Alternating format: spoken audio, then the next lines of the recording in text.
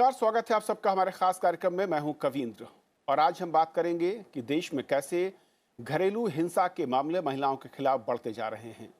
देश में सरकारों ने अलग अलग कड़े कानून बनाए, लेकिन इसके बावजूद ताज़ा रिपोर्ट बताती है कि घरेलू हिंसा के मामले बढ़े हैं और इसके पीछे कई बड़ी वजहें इस रिपोर्ट में सामने आ रही हैं। बताया जाता है कि ग्रामीण भारत में जो मामले हैं वो सामने नहीं आते, उसकी बनस्पति शहरी इलाकों में मामले सामने जरूर आते हैं और उन महिलाओं के खिलाफ घरेलू हिंसा ज्यादा होती है जो मुख्यतः आमतौर पर आर्थिक तौर पर कमजोर होती हैं या परिवार के दूसरे सदस्यों पर निर्भर होती हैं। आंकड़े ये भी बताते हैं कि कानूनी कार्रवाई के मामले में महज जो दंड यानी कि अपराध के बाद सजा हुई है वो सिर्फ 23% तक सीमित है और करीब 91% मामले लंबित पड़े हुए हैं।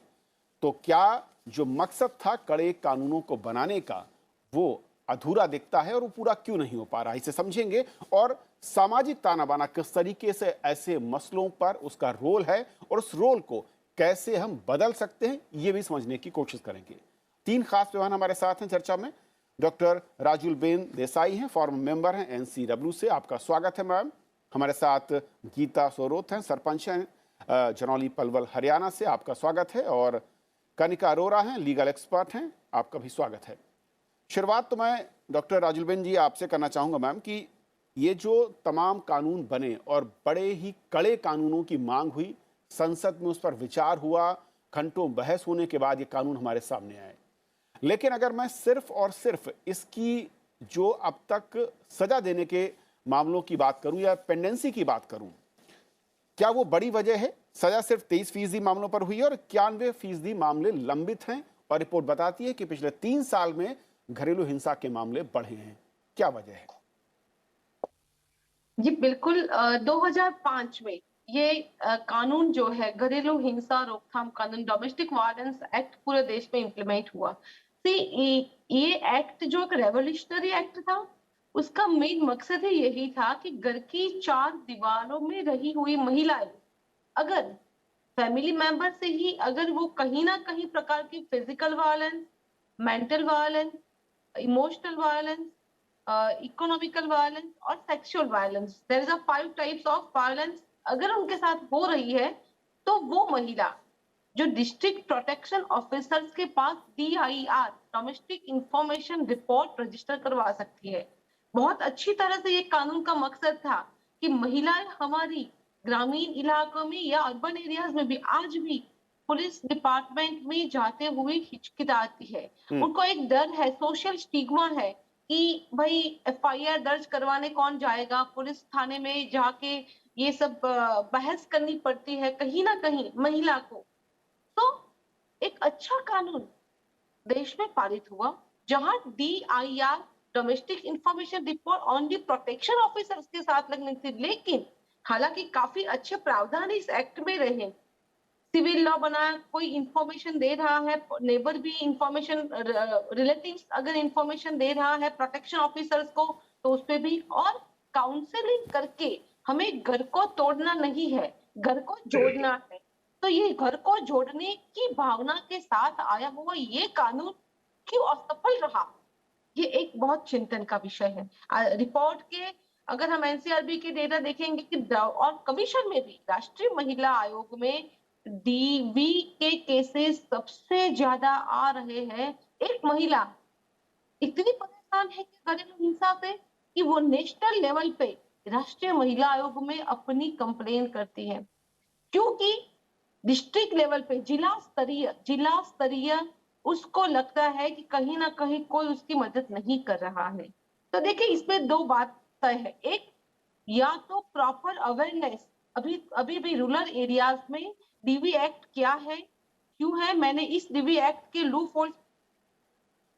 मैम, लेकिन आप कह रहे हैं कि केसेस आ रहे हैं, लेकिन इसका दूसरा पहलू भी है। अगर मैं जो विधि स्पीक्स की सर्वे रिपोर्ट है उसके मुताबिक, जिसका बेस जो है वो NCRB और नेशनल फैमिली हेल्थ रिपोर्ट के आंकड़े हैं, अगर वो एक कहते हैं कि शहरी इलाकों में सिर्फ मामले आ रहे हैं, ग्रामीण भारत में मामले नहीं आते हैं, उसके बावजूद पेंडेंसी का रेट 91% से ऊपर है, तो फिर कैसे महिलाएं आगे आएंगी और कैसे भरोसा करेंगी कि उनकी शिकायत के बाद कार्रवाई होती है? गीता जी। क्या वाकई ग्रामीण भारत में महिलाएं डरती हैं ऐसे मसलों को रिपोर्ट करने में या अपनी बात को सामने रखने में, आवाज बुलंद करने में? जी, सर मैं ये कहना चाहूँगी कि हमारा जो समाज है आज भी पुरुष प्रधान समाज है।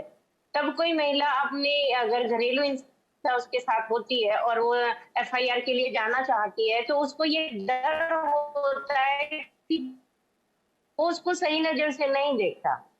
तो एक कानून होने के बावजूद भी उनके मन में एक हेजिटेशन होती है कि हम कैसे जाएँ, हम थाने कैसे जाएँ, लोग क्या कहेंगे? इस बात को सोचकर बहुत सारी महिलाएँ हैं जो आज वो उनके साथ जो वायलेंस होती है उसको टॉलरेट कर जाती हैं। इसमें एक तो उनकी हिचकिचाहट होती है, दूसरा इग्नोरेंस ऑफ लॉ होता है कि उन्हें कानून की पूरी जानकारी नहीं है कि वो क्या-क्या कर सकती हैं। तीसरा जो हमारा समाज है वो पुरुष प्रधान रहा है। मैं तो ये कहना चाहूँगी कि एक जब हम बेटी और बेटे का पालन-पोषण करते हैं, तो जिस तरह से हम बेटी को सिखाते हैं कि आपने ये नहीं करना, आपने वो नहीं करना, आपको ऊँची आवाज़ में नहीं बोलना, आपने बड़ों से डिबेट नहीं करनी है। तो इस तरह से हम कैसे एक-दूसरे का बिहेव साथ करें, ये अपने बेटों को भी साथ-साथ सिखाना पड़ेगा। अगर एक अच्छे समाज के लिए ये बहुत ज़रूरी है। बाकी जो मैं ग्रामीण आंचल से बिलॉन्ग करती हूँ, मैं तो गाँव की जो मेन प्रॉब्लम मुझे लगती है, कि एक हेजिटेशन होता है, एक पुरुष प्रधान समाज के कारण वो उनको डर होता है कि अगर हम घर से दहलीज पार करके अगर हम थाने जाते हैं या जी। शिकायत करते हैं, तो कई बार वो डर कि पता नहीं समाज नहीं देगा या किस नज़र से उन्हें देखेगा। लेकिन गीता जी, एक और चीज है, जब ये कहा जा रहा है कि जैसा राजुल बेन जी ने कहा कि काउंसलिंग यानी कि घर बचाना है, ये एक मकसद रहता है, तो क्या ग्रामीण भारत में खास तौर पर अपने मामलों को रिपोर्ट न करने के पीछे ये बड़ी वजह है कि महिलाओं को ये लगता है कि एक तो समाज की ओर से उन्हें किस नज़रिए से देखा जाएगा या अगर वो घर के बाहर अपने इस बात को रखती हैं या रिपोर्ट करती हैं, और दूसरा ये कि जो घर बचाने का एक पूरा का पूरा दारोमदार है वो सिर्फ महिलाओं पर छोड़ दिया जाता है या छोड़ दिया गया है, इसीलिए ऐसे केसेस में महिलाएं खुद को बैकफुट पर पाती हैं। जी, सर मैंने पहले भी बताया कि हम जब बेटियों को हम इसी तरह से सिखाते हैं बचपन से, बेटा आपने घर चलाना है, आपने सहन करना है। हम उसके दिमाग में इस बात को फिट कर देते हैं कि अगर कुछ गलत होता है तो घर ना टूटे, इसके लिए आपने सहन करना है। जब बेटी मान लो अपने मायके में भी शिकायत करती है, तो भी उसको काफ़ी हद तक यही कहा जाता है कि देखो घर रोज़ नहीं बसते, घर बसाने के लिए ज़रूरी है, आप कोई बात नहीं है, कुछ गलत हो रहा है तो उसको थोड़ा-सा सहन करो, सब कुछ ठीक हो जाएगा। तो जो घर बसाने का दारोमदार है, वो सारा ही एक महिला के ऊपर छोड़ दिया जाता है, जो ठीक नहीं है। अगर हम ये सेम ही बातें अगर जेंट्स को भी कहें, पति को भी ये कहें महिला के पति को भी ये समझाएँ कि परिवार चलाने के लिए आपको भी झुकना ज़रूरी है, तो शायद इन चीज़ों में कमी आए। ओके, कनिका जी, दो प्रमुख जो बिंदु हैं, पहले मैं समझना चाहूंगा कि ये कानूनी समस्या से कम सामाजिक समस्या ज्यादा बड़ी है, जिस तरीके से अप्रोच है फैमिली की, जिस तरीके की अप्रोच है परवरिश जो की जाती है, और समाज की। मैं कहना चाहूंगी कि समाज की प्रॉब्लम है तभी इस पे कानून बनाया गया है, और जबकि कानून बनाया गया है, समाज के ऊपर अभी भी जो जागरूकता होनी चाहिए उस लेवल की दी नहीं गई है। अगर आप नेशनल फैमिली हेल्थ सर्वे का भी डेटा देखें तो उसमें ये कहा गया है कि जहां पर भी औरतें खुद भी मानती हैं कि अगर उनका पति उनके खिलाफ हिंसा करे तो वो ठीक है, और उसके जो रीजंस दिए जाते हैं ये हिंसा करने के, उसमें होता है कि आपके जो इन लॉज हैं, जो आपके रिश्तेदार हैं, उनसे बदतमीजी की, उनका ख्याल नहीं रखा, बच्चों का ख्याल नहीं रखा, घर साफ नहीं किया, इन चीजों को लेकर हिंसा के मामले बहुत ज्यादा आते हैं। तो ये चीज हमें यही बताता है कि सामाजिक तौर पे औरतों का जो रोल है हमारी सोसाइटी में, उसको ऐसा ही रखा गया है कि उनका काम है अपने बड़ों का ध्यान रखना, अपने बच्चों का ध्यान रखना और घर संभालना। और अगर वो ये नहीं करती है, बदतमीजी से बात करती हैं, उल्टा जवाब देती हैं, तो उनके खिलाफ हिंसा होती है, और ये हिंसा जायज है। तो पहली चीज कि औरतें खुद भी ये चीज मानती हैं कि अगर कोई भी उनका पति या उनके रिश्तेदार उनके खिलाफ कोई भी ऐसा एक्शन उठाते हैं तो वो ठीक है, वो उनको उनके खिलाफ ऐसा होना चाहिए, औरतों की पिटाई, औरतों के खिलाफ हिंसा होनी चाहिए। तो ये है सामाजिक रूप से जो समस्या है। रही बात जो कानून की तरफ से समस्या है, कानून में भी कम समस्याएं नहीं है इस टाइम पे। अगर आप देखा जाए जो डोमेस्टिक वायलेंस एक्ट है बखूबी बनाया गया है, बहुत अच्छा है, लेकिन अभी भी जब आप देखते हैं कि जैसे कहा जा रहा है कि 91% केसेस है जहां पर अभी तक भी जजमेंट नहीं दिया गया है, क्योंकि अभी भी बहुत कंफ्यूजन है इस लॉ को लेके, क्योंकि जागरूकता कहीं पे भी नहीं है। जैसे कि क्या औरतें हिंसा कर सकती हैं? क्या औरतों के खिलाफ हिंसा हो सकती है? क्या औरतों को घर से बाहर निकाला जा सकता है? इन चीजों पर अभी भी कोर्ट्स में भी अगर आप जजमेंट देखेंगे, हर हाई कोर्ट अलग जजमेंट दे रहा है, हर कोर्ट अलग अलग जजमेंट्स दे रहा है, जिस वजह से अभी भी हम लोगों को वो जो रेट होना चाहिए एक कंप्लेंट का, वो जो विश्वास होना चाहिए, वो विश्वास अभी तक बन नहीं पाया है, क्योंकि सब औरतों को जो उनके अधिकार हैं वो मिल नहीं पा रहे हैं। तो मैं ये कहूंगी कि ये जो सोसाइटी की वजह से है वो तो है ही, पर कानून भी इतना अच्छा लॉ बनाने के बाद भी इम्प्लीमेंटेशन उतने से अच्छे से अभी इस टाइम पे नहीं कर पा रहा है। ओके राजुल बहन जी, एक और चीज जो कही जाती है कि जो रेट है यानी कि अपराध होने के बाद सजा का, वो करीब 23.7% के आसपास है। इसके विरोध में कुछ लोग ये भी तर्क देते हैं कि असल में कई बार मामले बहुत उस तरीके से नहीं होते हैं जो इस कानून के दायरे में आए, लेकिन महिलाएं या महिलाओं की ओर से ऐसे केसेस ज्यादा दर्ज कराए जाते हैं, जिसके चलते जो रेशियो है सजा का वो बहुत कम हो जाता है। क्या वाकई इसमें सत्यता है? इसमें ये जो जिस तरीके की हिंसा है, सबसे कनिका, बड़ा कनिका, मेरा सबसे सवाल बड़ी मेरा समस्या। सवाल राजुल मैम से है। राजुल मैम, जी बिल्कुल। एक तो मैं आपको ये बताना चाहती हूँ कि nowadays because of the Covid, क्योंकि बीच में कोविड ने भी काफी डिस्टर्ब, तो इस दौरान कोविड के टाइम पे महिलाएं ज्यादा हिंसा का भोग बनी है, कमीशन के केसेस और जो एनसीआरबी के डेटा में भी है। तो इस पे एक इश्यू ये भी है कि कोविड में कोर्टों ठीक तरह से काम नहीं हुआ है, ऑनलाइन काम हुआ, और उसमें उन्होंने इम्पोर्टेंट केसेस को ही ध्यान में लिया, तो डीवी के केसेस को वो लोग नजरअंदाज करते हैं। हालांकि एक महिला के सम्मान के लिए, महिला का श्रेष्ठ जीवन जीने के लिए डीवी वो एक बहुत बड़ी समस्या है। सेकंड कि स्पेशल कोर्ट, मैंने मेरी बुक में इस विषय पे मैंने बुक का टाइटल रखा है घरेलू हिंसा एक अपराध। मुझे ये लगा कमीशन में आने के बाद कि हमारे देश की महिलाओं को ये भी नहीं पता कि घर की चार दीवार में होने वाली हिंसा एक अपराध है।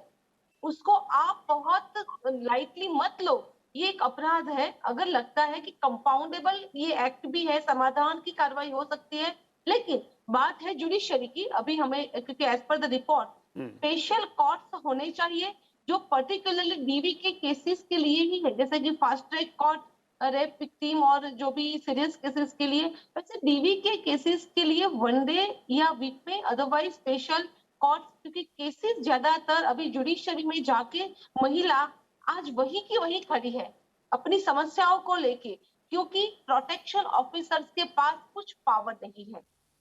As a investigative officer power होना चाहिए। हालांकि मैंने सरकार में भी ये सुझाव रखा है, या तो आप प्रोटेक्शन ऑफिसर्स के पावर उसको ज्यादा दीजिए ताकि वो फैमिली गेट टुगेदरिंग करवा सके, छोटी छोटी समस्याओं का समाधान, स्पीडी जस्टिस हो सके।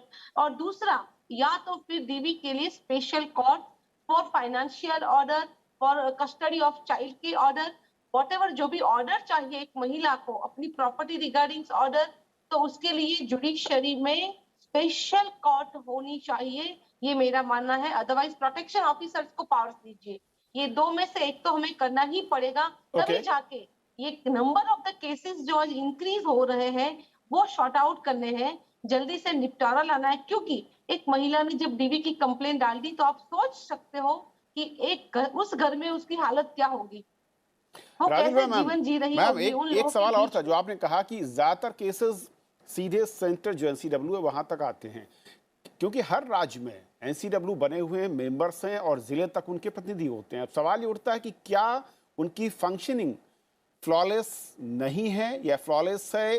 क्यों ऐसे केसेस, या क्यों पूरे देश में महिलाएं अपने केसेस को सामने नहीं ला पा रही? और ऐसे में जो अलग अलग यूनिट्स हैं आपके स्टेट या ब्लॉक लेवल तक, उनका रोल किस तरीके से देखती है? क्या वहां पर भी बदलाव की जरूरत है? डेफिनेटली देखो, इस एक्ट की एक दूसरी बात टाइम लिमिटेशन जो 60 डेज की है, कि 60 डेज में ये एक्ट जो है ये कहता है कानून कि 60 डेज में इसका जजमेंट आ जाना चाहिए। हालांकि आज तक काफी सारे केसेस में हमने ये नहीं पाया है कि बियॉन्ड द टाइम लिमिट में कम नहीं हो रहा है। तो एक स्ट्रिक्ट पॉलिसी जो टाइम लिमिटेशन को लेके भी बनानी होगी। सेकंड, आपने बात कही कि कमीशन की फंक्शनिंग, इसीलिए कमीशन ने अब ज्यादा काउंसलर्स हमने रखे हैं, क्योंकि डीवी के केसेस में हस्बैंड वाइफ की या इन लॉज के साथ एक महिला का प्रॉपर काउंसलिंग हो, सोशियो साइकोलॉजिकल काउंसलिंग करवाने के लिए भी आज सभी स्टेट वुमेन कमीशन, इवन आपको मैं बता दूं कि इसमें सबसे अच्छा काम आज देश में सखी सेंटर, वन स्टॉप सखी सेंटर जो है भारत सरकार का ये पूरा प्रोजेक्ट है WCD का, और वो जो है हर एक जिला स्तर पे सखी की ऑफिस है। मैं जब भी मेरी महिलाओं से मिलती हूँ मैं ये बात बोलती हूँ कि आप जाइए अपनी सरकारी सखी के पास, अगर छोटे छोटे इश्यूज को लेके आप परेशान है। मैं हमारी गीता जी और आपको भी कहना चाहती हूँ कनिका जी कि हम महिलाओं को एटलीस्ट ये बताए कि आप सखी सेंटर को जाइए, जहां हमारी प्रॉपर काउंसलर पूरी टीम जो है 11 महिलाओं की team, there is a one roof and 5 types of free facilities, free legal aid facilities, free police assistance Okay. facilities, free medical assistance, free socio-psychological counseling and temporary residential facilities। एक महिला को 5 days के लिए सखी के वहां उसका stay करवा सकते हैं और वो स्टेट गवर्नमेंट, सेंट्रल गवर्नमेंट उसका खर्च राजुल जो है मैम, वो पे आप कह रहे हैं कि करता है। सखी सेंटर्स हैं जो कि हेल्प करने के लिए खोले गए। थोड़ा सा गीता जी आप समझना चाहूंगा, क्योंकि आप सरपंच भी हैं, आपके इलाके में इन सेंटर्स के बारे में आपको आइडिया है, और क्या इनकी वर्किंग जो एक मैं कहूं कि चाहे वो काउंसलिंग को लेकर हो या फिर महिलाओं को अवेयर करने को लेकर हो कि अपने केसेस को सामने लाएं, या फिर उसके बाद रिपोर्ट दर्ज कराने और उसके अगली प्रक्रिया को लेकर, कितनी हेल्पफुल यहाँ पर आपके इलाके में दिखती हैं, या फिर अभी भी इसके बारे में लोगों को आइडिया नहीं है? अभी से जब एक महिला थाने में जाती है, अब मुझे इतना इसमें, जैसे डॉक्टर देसाई मैडम ने बताया कि सखी सेंटर के नाम से ये होता है, इतना डीप मुझे इसके बारे में अभी पता नहीं है। लेकिन हाँ, मैंने ये देखा है कि महिला थाने में जब एक महिला जाती है अपनी शिकायत लेकर, तो वहाँ उसकी काउंसलिंग के लिए एक टीम जरूर होती है जो उसको समझाती है पहले कि FIR से पहले आप किस तरह से मैटर को सॉर्ट आउट कर सकते हैं, एक काउंसलिंग दोनों पति पत्नी की करके कैसे वो आगे के लिए जीवन में बढ़ सकते हैं। बाकी मैं इसके बारे में, जैसे डॉक्टर देसाई बता रही हैं, तो जरूर इसके बारे में डीप जाने की कोशिश करूंगी और अपनी बहनों को इसके बारे में बताऊंगी। विजिट करवाइए, आप वहाँ नहीं, विजिट सवाल करवाइए, सवाल ये गीता जी, लेके उसकी मुलाकात करवाइए। गीता जी, सवाल ये है कि जो सिस्टम ऑलरेडी बना हुआ है उस सिस्टम के थ्रू कितनी हेल्प मिल पा रही, क्योंकि रिपोर्ट बताती है कि जो तमाम सिस्टम या कानून है वो शायद उतने हेल्पफुल नहीं है, अगर होते तो मामले बढ़ते नहीं। कनिका, अब सवाल है कि कानून, अलग अलग जो संस्थाएं सरकार की ओर से हैं वो कितनी हेल्प कर पा रही, या फिर जो सिस्टम डेवलप किया गया उनकी हेल्प को लेकर उसमें कहीं ऐसी त्रुटियां हैं जिस पर ध्यान नहीं दिया गया है? इसमें मैं कहना चाहूंगी कि जो हमारी एक्ट है उसके अंदर काफी सारे NGOs बनाने की जानकारी दी गई है, प्रोटेक्शन ऑफिसर्स बनाए गए हैं, इन सब का काम यही है। और इनके साथ साथ जो हमारे आशा वर्कर्स हैं उनका भी यही काम है कि औरतों को इकट्ठा करना और औरतों को जागरूक करना। पर क्योंकि इन आशा वर्कर्स और प्रोटेक्शन ऑफिसर्स, जैसे कि कोविड के टाइम पे ही ले लें, इनके पास और भी बहुत सारे काम हैं, तो उन औरतों तक उतना पहुंच नहीं पा रहे हैं।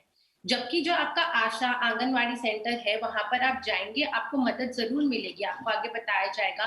दिल्ली पुलिस की भी जो टीम है, जैसे कि मैम ने कहा, साक्षी का जो है, ये सारी चीजों की आपको, आप जब पहुंचेंगे, आप जब अपना पहला स्टेप लेंगे, तब आपको इन सब चीजों की जानकारी दी जाएगी। पर समस्या आती है वो पहला स्टेप लेने के लिए, क्योंकि वहां पे जागरूकता नहीं है। जब औरतों को पता ही नहीं होगा कि एक घरेलू हिंसा है और दूसरा उसका उपाय क्या है, तो वो ये सारी चीजें तब शुरू होती है जब एक औरत फैसला ले लेते कि हाँ मैं इस बारे में कुछ करना चाहती। तो वहां तक की इंफॉर्मेशन जो पहुंचनी चाहिए वो अभी तक पहुंची नहीं है। हालांकि काफी संस्थाएं हैं, काफी एनजीओस हैं जो इस तरीके से काम कर रहे हैं, जो कि उस इंफॉर्मेशन को औरतों तक पहुंचा रहे हैं कि पहला आपका अधिकार है, आपके खिलाफ हिंसा हो रही है और अब आप ये सब कर सकते हैं। तो यहाँ पर जो खामियां है वो यही है कि हमने बना तो दिए हैं स्ट्रक्चर, लेकिन वो स्ट्रक्चर अभी तक उन औरतों तक डायरेक्टली पहुंचा नहीं है, क्योंकि वो लास्ट स्टेप जागरूकता जो है वो अभी बन नहीं पा रही है। जैसे कि गीता जी ने कहा कि उनको इतना डिटेल में नहीं पता है, उनको अपने इलाके का जरूर पता होगा, लेकिन ये सारी चीजें तब शुरू होती है जब आप वो कदम उठाते हैं। तो पहला जो कदम है वो ये बताना है कि हाँ घरेलू हिंसा हो रही है और उसके लिए आपके अधिकार है। उसके बाद जब एक औरत कहीं जाएगी, किसी एनजीओ में जाएगी, पुलिस स्टेशन में जाएगी, तब आगे जाके फिर उन्हें बताया जाएगा कि हाँ ये तरीके हैं, ये प्रोटेक्शन ऑफिसर है, ये सब कुछ है। तो यहाँ से शुरू हो। कनिका, एक और जो मेजर सवाल कहा जा रहा है कि महिलाओं को अगर हम प्रॉम्प्ट करें कि वो अपने केसेस को सामने रखें और उसके विरोध में या इसके विपरीत में कहूँ, उससे उलट जो है पेंडेंसी जो है वो 91% के आसपास दिखती है। अब सवाल ये कि जो एक लंबा टाइम कानूनी प्रक्रिया में लगता है, उस दरमियान वो महिला जो कि आर्थिक तौर पर अपने पति या परिवार के दूसरे सदस्यों पर डिपेंडेंट है, फिर उसका क्या होगा और वो कैसे अपने रहन सहन, अपने खर्चे को कर पाएगी? और क्या ये बड़ी वजह है जिसके चलते जो दूसरी महिलाएं हैं जो इस तरह के केसेस को देखती हैं तो वो शायद अपने पैर वापस खींच लेती हैं?